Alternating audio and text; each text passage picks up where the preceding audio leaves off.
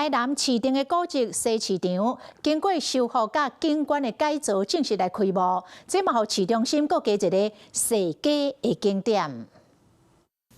老台南人记忆中的大菜市啊，伫2003年被指定为市定古迹，经过20多档的修理甲景观的改造，总共开1亿7千万的经费。台南市市场总算重新开幕，完成以后的建筑，毋但保留传统元素，嘛有新形态摊商来传承，在地人充满期待。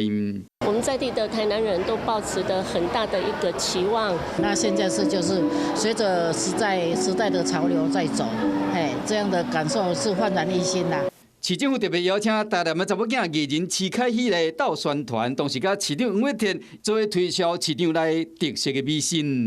它连接着国华商圈、国华友爱商圈，以及许许多多的最重要的一些年轻人最喜欢去的地方。台南美丽的景点又多一个西市场。这毋但代表台南传统市场的再生甲延续，嘛展现城市伫文化的保存甲生活美学之间的平衡。